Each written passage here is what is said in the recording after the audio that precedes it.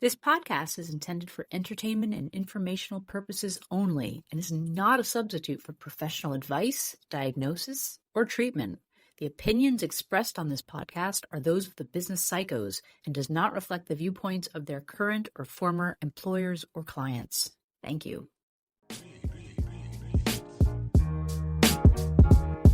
It's the business psychos, and today we're gonna talk it out. The podcast about what execs shouldn't talk about. Connecting executives and those who aspire. We're here to have a conversation, yeah, we're gonna light the fire. It's the business psychos.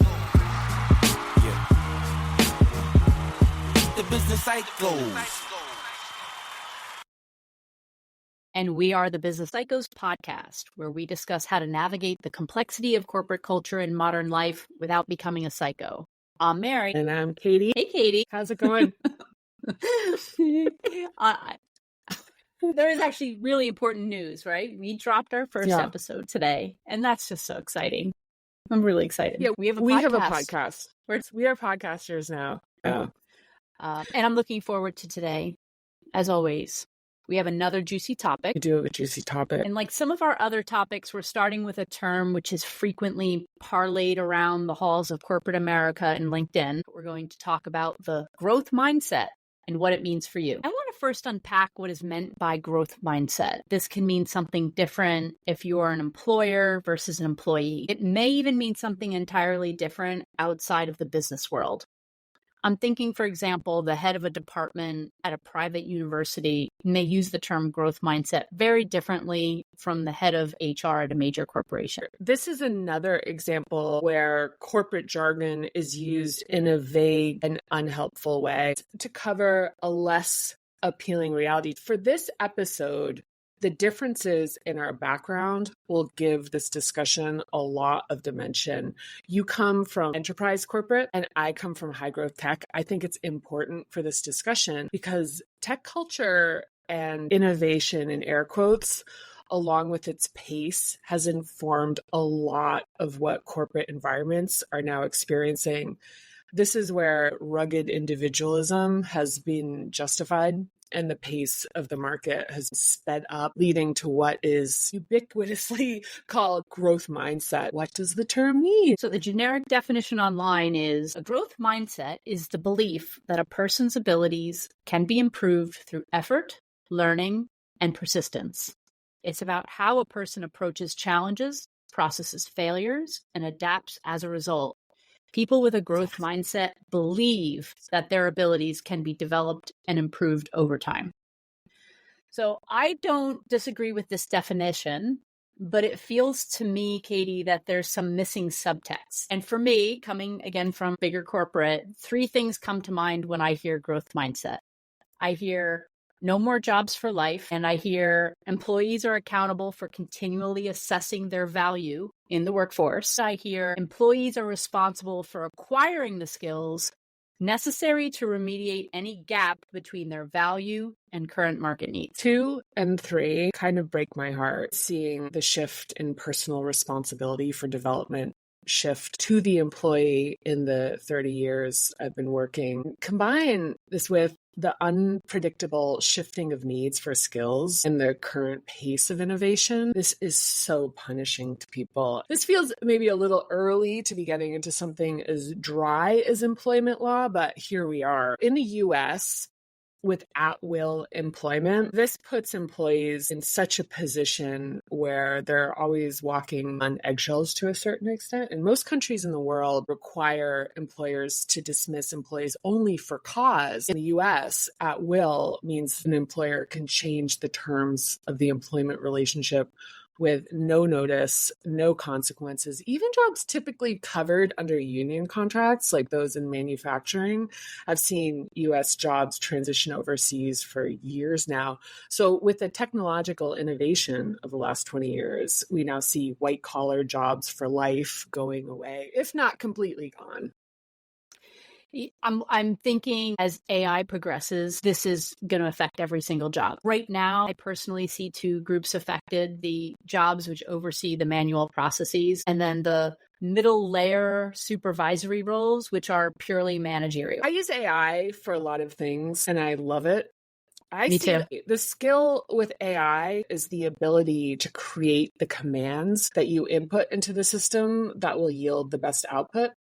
It reminds me of having super smart people who work for you. You give them a directive and they return with really good work, and you fine tune it with them to make it excellent. Now with AI, the turnaround time is minutes versus days.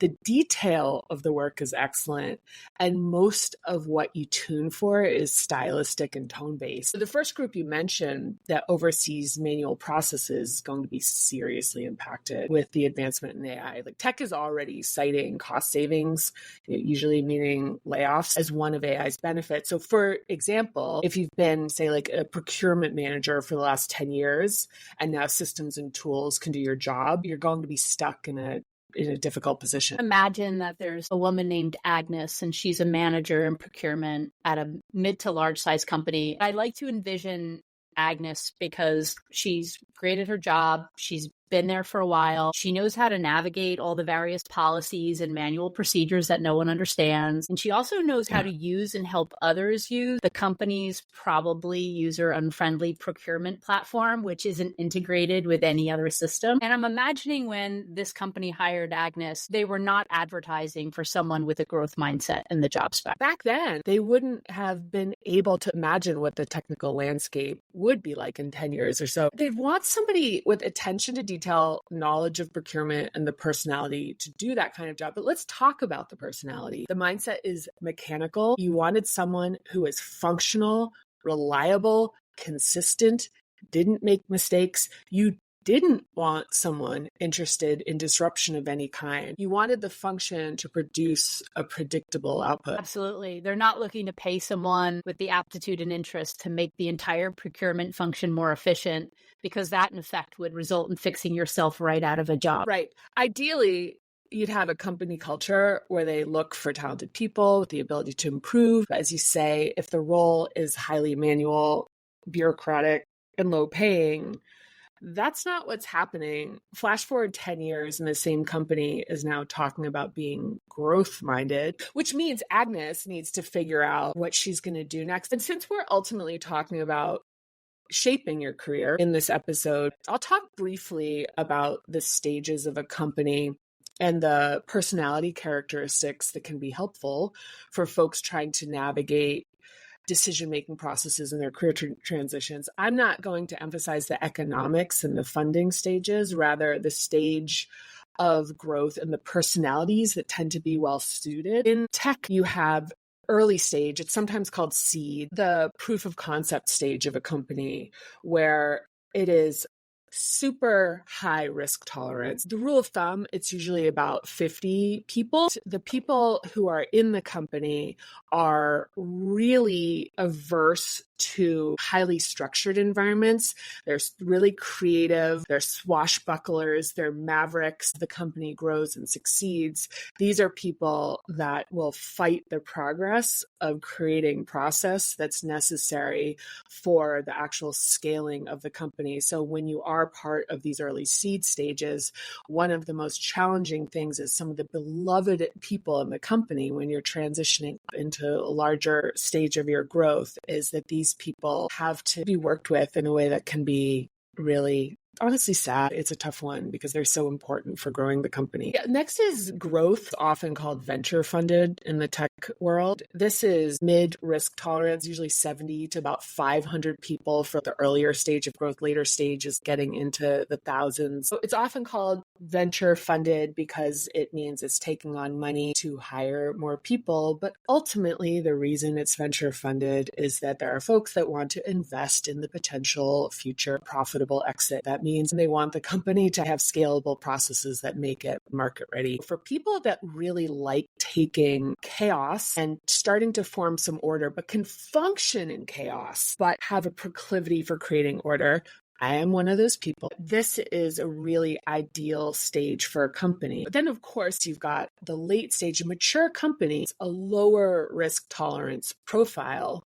But this is where process has been refined to the point that you get bureaucracy and the lunacy. But what people tend to not understand is that the more people you bring into the group, the more people you have to account for. So, so your efficiency goes down, but it's just how it works. One example I have about the difference between a mature company and the earlier stages of companies. My first job out of college was for Eli Lilly, a Fortune 100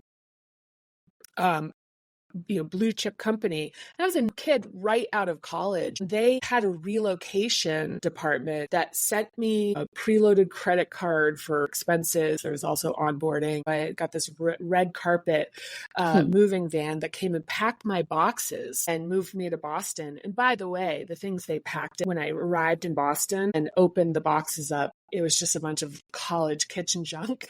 It's like plastic plates they're wrapping into newspapers. Yes. couple old crusty ramen noodles. It was like, whoa. And there's no room. It's a city apartment coming from New Hampshire. It was a big pile of garbage that basically they'd moved from one location to another that found its way to the curb in Boston. It was just white glove. And how exciting that was for me. Compare that to a software company. My first year there, we were the Inc. 500's top growth software company. I was relocating to Europe and I was director level at this point. Not only did I have to fulfill my job function, I also had to do all of the visa processing and figure out how to do all of the paperwork and understand all the legal implications of moving to another country, do all of my relocation, all of my finding a place to live. I had to negotiate the package in terms of like my relocation compensation. I had to negotiate my contract in terms of my return package and tax equalization. And I had to learn about all that stuff and fend for myself while doing my job. So when you're talking about company size, and that's a mid-sized company, and I would say seed stage definitely would be on steroids. I'd say I kind of preferred the white glove version, to be honest. Yes, same. The one thing I would mention is that as it relates to corporate company, talking about Agnes, the writing has been on the wall about adopting these high-speed innovation notions into large corporations. The introduction of innovation hubs, creating these sort of siloed organizations that are culturally completely differentiated. And by the way, how those innovations integrate with the larger company is a whole other story, which winds up being highly politicized and rendering the innovation hub ineffective, is that the introduction of the idea that this early stage style of growth is supposed to be adopted by people who are adapted and better suited for large company life. Feels like adapt and survive. Capitalism's second commandment.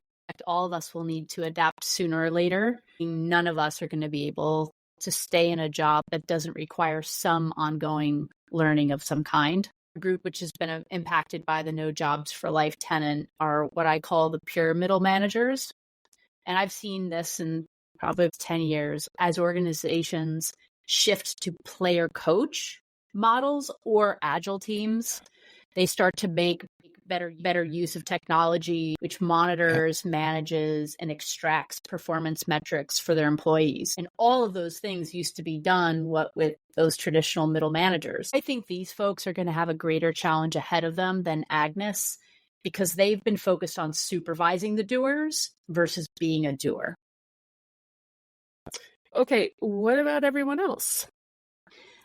I mean, you said it earlier, technology is just steaming ahead. I don't know if we even have the capacity to really understand what's in store. What isn't new, of course, are needing fewer people to run things as you optimize processes. It reminds me of the childhood game of musical chairs. So stressful. Yeah. As organizations evolve and become less manual, there are just fewer jobs. And so for sake of argument, let's say Agnes's company doesn't yet have the technology to remove all humans from procurement, but they have made some digital advancements to where they only need 2 Agneses instead of 6. Oh my God, musical chairs. When you really take yourself back to that feeling of the anxiety of like, who's going to get a seat It's a terrible game, by the way. Can we just say that that's a really horrible childhood game? Oh There's like some God. music and everyone's kind of like crouching. And then what happens as soon as the music stops, you elbow the two people nearest you out of the way. You scooch yourself under, you push them out of the chair. It's horrible.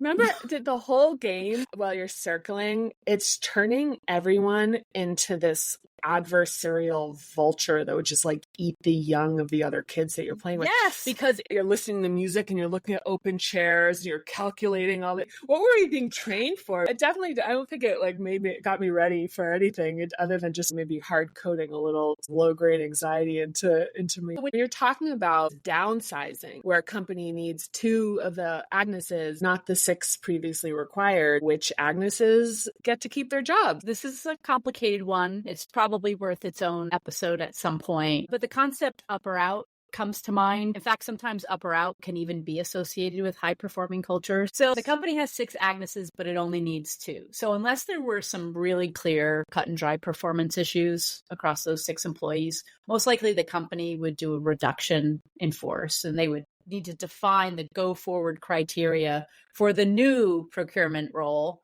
And then they would need to assess those 6 Agneses against that and determine who had the skills which better matched the new role. Many years ago, I joined a company to optimize a team. And I could take this in the direction of talking about employment law, but I have something else I want to highlight. So in the interview process, I was sold a really sunny organization. But when I started, I was presented with a very different proposition, a dramatic restructuring. I bring this up because the CEO gave me his philosophy on the approach he wanted me to take, and it stayed with me forever. He said, assess each person as follows. If they are performing but are not a culture fit, keep them until their performance slips. If they're a culture fit and performing, no brainer, keep them. But culture fit and non-performing, keep and find another place for them in the organization. Now, reminder of the nod to employment law at the top of this anecdote, which is why I'll end the story here. But the thing that I took away from that and why that meeting left my jaw smacking the floor, he clearly outlined culture fit over everything, especially at that point in my career where I had absolutely ravaged myself to be high performing, even to the expense of my ability to show up and have cultural and political acumen.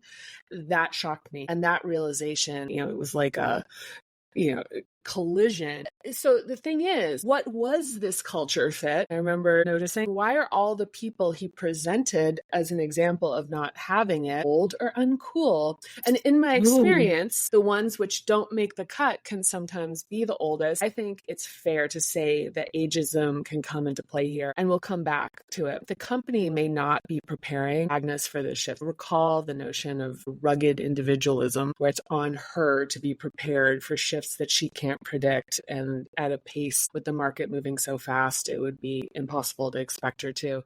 And she can be doing a great job for 15 years and then suddenly, boom, we need somebody with different skills. If there isn't even a heads up, Agnes could be completely caught off guard. We do have an episode on ageism scheduled, and I think you made some really interesting points. If these kinds of exercises that we're talking about, if they're not done with consistent guidelines, and HR is usually involved in the process to ensure that it is, for obvious reasons, then I think ageism can absolutely exist. And as far as Agnes being caught off guard, you mentioned heartbreaking at the top of the episode. I'm kind of slipping into my intellectual mode of doing the podcast, but this is a very emotional topic. And there are a lot of people out there who are scared, who are struggling. And I want to often come back in the podcast to that because I get into my head a lot and I want to talk about the experience of Agnes and others like her out there. While some organizations do have formal job transition programs, others do not. If you're lucky, you might be in a large organization that has almost like a university platform, and they will preload that platform with skills and curriculum that they know that they need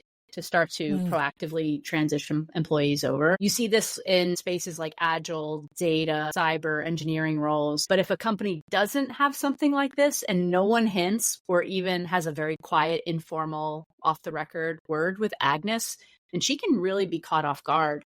So in my mind, the term growth mindset can be used to convey to employees that the responsibility is on them to continually adapt and survive in a constantly changing market. As somebody who has built teams from the ground up, one of the things that I can speak to personally doing is figuring out what you need. And I think that when innovation in larger companies is starting to match this rapid adaptation to a market that's constantly changing, it's this disadvantage of nobody being able to really prepare for this shift. And the fact that this current climate always puts the onus on the employee and takes them at face value about whether they can fulfill the current need without a larger context to do with historical service and long-term responsibility for their well-being. When I build teams, I'm very lean early on until I figure out what should be scaled, because also from the very practical end of this is that if you're building an organization and you overhire in the early stages where you're establishing culture and morale, and then you have to cut people, it really puts back the momentum and the progress, understandably, and as it should. So being really mindful of who you're bringing on when you're building a team. Switching gears here, so for the employer's perspective, they're going to use these exercises to release people whose value has not kept pace with change.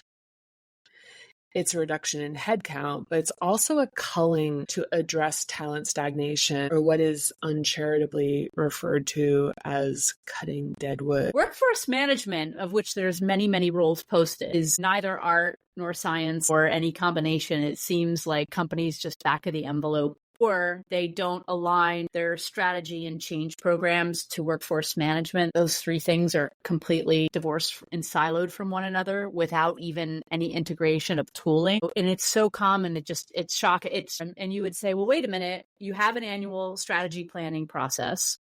You have an annual capital planning process. What's important? What are our priorities? What are we going to do? When do we need it done? How many people do we need to do it?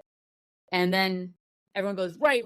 And then there's a whole separate other workforce management that has nothing to do with those things. And there's no accountability. And last minute, we've dumped this big program or product or whatever. And then, hey, doesn't that fix the headcount over here, or vice versa? You end up onboarding and releasing people. And like yourself, I worked in Europe and am familiar with different European labor laws, which are much more complicated and rigid than ours in the US. And you don't do that there, because if you do that there, it's really, really going to bite you and it's going to be problematic. And my somewhat cynical view is, if there were those types of consequences here, people might be much more careful with workforce management, maybe not for an ethical reason, a moral reason, but because it's going to be really, really difficult to then get rid of those people. Whereas here, it's not. The first 30 days of employment, where that's the only time that you could literally fire somebody so at will, it's shocking in the UK. And then after that, you're slowly transitioning into this thing where it's like, we can't break this, or you can bring me up on tribunal. You're going to end up paying them for the job anyway when you're done. Yeah. So you might as well keep them on the payroll and have them doing it, because it is going to be so painful and costly. When I went to Europe, seeing the 14-page document, and realizing this is legally binding. And if I step against these, I am putting the company at risk, because we could be taken up. You don't even know what's happening. You're just served notice. It's like, hey, you asked me to work to 5:30. That's not above board. Absolutely. When we come back, we're going to talk about being accountable for assessing your value.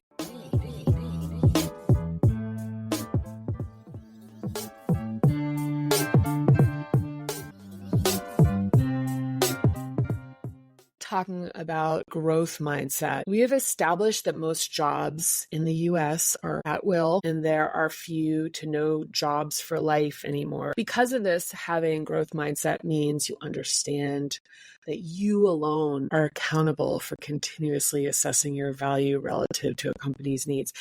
I cringe as I say this because I don't believe people's value is based on how they can serve a company's bottom line, but that is the hard reality. Yes, adapt and survive. I think honesty and self-reflection are critical here. Maybe Agnes reads an article on LinkedIn about the high demand for cyber jobs. And it's like, okay, but Agnes is going to need to sit and assess whether she has the skills, interest, and mindset to transition to be successful in a cyber job. She may be a great match. She's detail-oriented. She likes to read and take in information and organize it. So possibly Agnes enrolls in a certification course or attends night school, and that's awesome.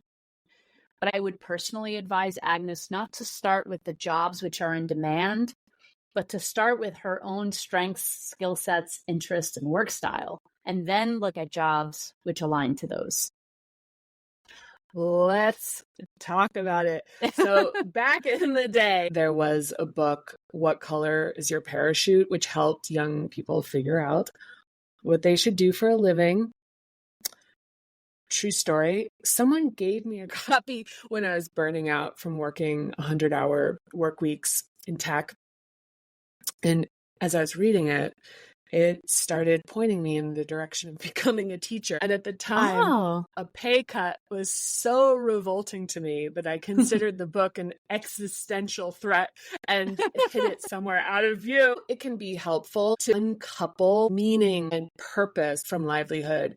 And what I mean by this is to consider that you can work a job that bankrolls a passion. This is something, Mary, you've spoken to in an earlier episode. It's not really necessary for every employee to be completely finding their meaning directly from the company's objectives. You have people who are supporting families, and that has them show up and give 100% every day and bring their A game. Some of the best professionals with the most consistent attitudes and performance have been people who are doing it because they're supporting families. I think it's important to uncouple some of this stuff and also consider you can have a passion that is not revenue generating. So there's also the process for figuring out the type of problems your brain likes to solve. This is something I had worked on and certainly not perfected with thousands of people in a previous role. Consider the types of challenges your brain finds satisfying, maybe like math and logic problems that don't involve a lot of human psychology. So certain engineering and coding work could be great. You're competitive and you like psychology. So sales, you like decorating, aesthetics, and making things functional for people to use. So maybe UX and UI for web properties. I mean, this is grazing the tip of the iceberg, but hopefully paints a picture. Some folks like the Bill Burnett and Dave Evans book, Design Your Life, for kind of working through some of this stuff. But I do like the Japanese concept of ikigai.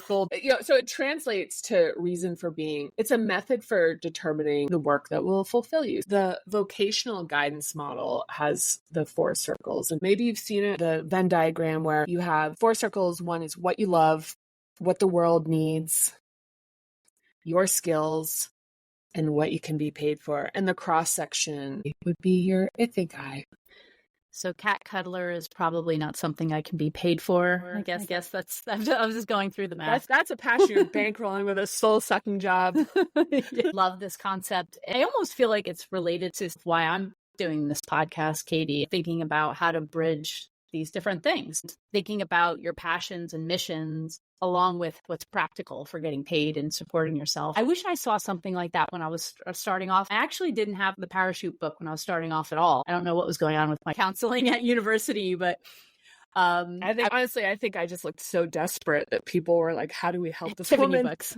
I'm wondering if ikigai is it's a bridge between, we just did this episode on mental health in the workplace, and says, I like thinking about ikigai as a bridge between that episode and mental wellness. And then this one on growth mindset. If you're the person who loves nature and working with your hands and designing and creating, then maybe an office job isn't right for you. And pushing yourself into a life which is greatly misaligned from who you really are is probably going to be detrimental to your mental health over time. I'd argue that that person might struggle to be successful in that office job anyway. So why stay there and double down on training and rediscovering yourself in that environment? While the disruptions we're talking about in the business world can seem scary, they also present an opportunity for employees to move to a job better suited to them. I'd advise Agnes to use her LinkedIn network, ask for some introductions to people doing jobs she wants. There's something I call inspiration hunting. Find and talk to people who love what they do without needing this to be a transaction, without needing to get something directly out of it, an introduction, a job opportunity. Talk with people who inspire you and look for insights. Energy and excitement is essential for this kind of process. So it can be really challenging and emotionally demanding. So finding inspiration for the path ahead is so important. So activate your curiosity, ask a lot of questions, and take time before committing, going in a new direction. I love that. That's a great quote. Once you know what you want to do, commit by developing a roadmap to get from where you are to where you want to go, which brings us to the third area of growth mindset, which is employee-driven learning and development. In my mind, and you just said it, Katie, it's critical to be curious and have an enthusiastic mindset because you're probably going to be learning something completely different from anything you've done before.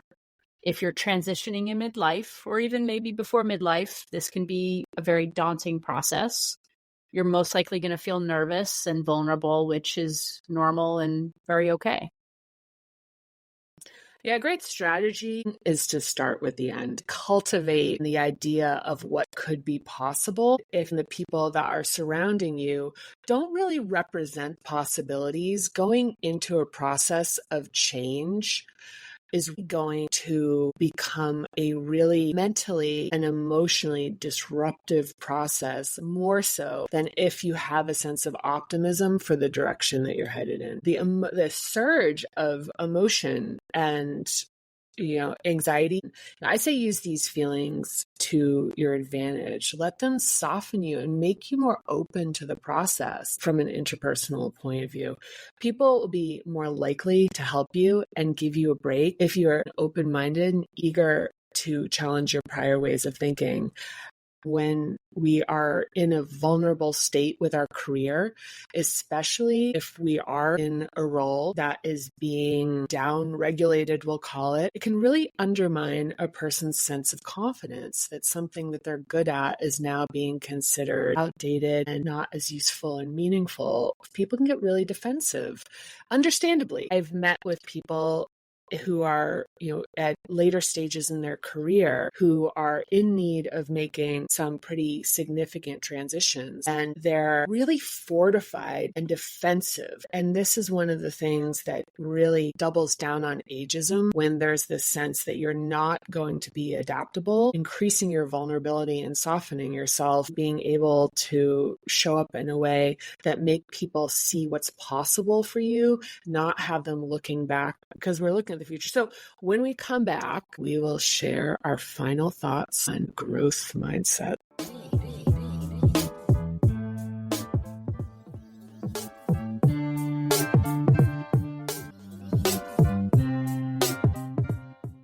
Katie, I like talking about this topic today. I like that we evolved to talking about an individual's life purpose, which can sometimes run the risk of seeming romantic and impractical. I think each one of us would love to be paid to do the things we care about and enjoy doing. I'm not sure any of this is integrated into career service models in schools and universities, but it should be. Which is a shame. It really should be. I agree. People shouldn't underestimate the personal growth process either. Growth mindset is about staying relevant to change, but also the process of truly knowing who we are and what inspires us and gives us a sense of accomplishment. Going back to my oft-quoted Thomas Merton, which is getting older is getting to the top of the ladder and realizing you climbed the wrong one, is that these disruptions offer a chance for us to potentially course correct out of a path of regret. It's kind of tough to look at it that way, but where do you find the opportunity? And Mary, you were just talking about some of the statistics, like self-employment and alternative working models and ways of making money. I don't quote me, we'll do it on our fact checking, but I saw a statistic, it was like 73% of the population now works for a company with fewer than 8 people, which assumes a lot of gig work and assumes some work around passive incomes, like setting up LLCs for real estate and small construction businesses and trade. But I think what we've been talking about, people reconciling who they are, what makes them happy with, how do they survive? And some people are starting to look at completely new models. Human nature is ultimately resilient and seeks its integrity. So when organizations are dehumanizing people, the counterforce is that folks are actually starting to create some really interesting and, quite frankly, amazing options and solutions for themselves. I had a friend of mine who was at a nonprofit for 22 years and was let go. And it was a culture in a company where people typically had fired there. He was so personally devastated. He was really hurt. He was really sad and felt almost like a betrayal. Tried not to say it in an unempathetic way, but like, what is the universe telling you that there's something even better out there for you? He had been talking about leaving this place for some time, and it was just so comfortable that I thought, well, maybe this is just the little nudge out to get out of that comfort zone that is going to bring you something really magical that you never would have had, the belief in yourself to go out on your own to get, which is why I think that the personal growth process and the professional one is so entwined. And depending on which one maybe starts first and then pushes the other one ahead, hopefully we talked about this on our mental health episode, is that people are talking about what makes them happy and what serves them and what brings out the best version of themselves. And so maybe a lot of the things that we're talking about, I think, are dehumanizing and are cold and cruel and difficult. And I'm trying to believe that maybe it's an opportunity for all of us to then focus a little bit more on other things that might matter more. It's really understandable to get into a mindset where you're urgently trying to just find a replacement. And this is often where you find yourself going from one bad situation to a worse one out of desperation. Right. Yes. Back to self-awareness and honesty. And if these things aren't calibrated, you're going to find it hard to adapt with your best interests at heart. Well, this was fun. Thank you, Katie. Thank you, Mary. Bye, everyone. Thanks for listening. If you enjoyed the show, please like, subscribe, and share with other psychos you know. We'd also love to hear from you, so hit us up on our socials. You can find us on YouTube, Instagram, and Facebook under @BusinessPsychosPod. Bye.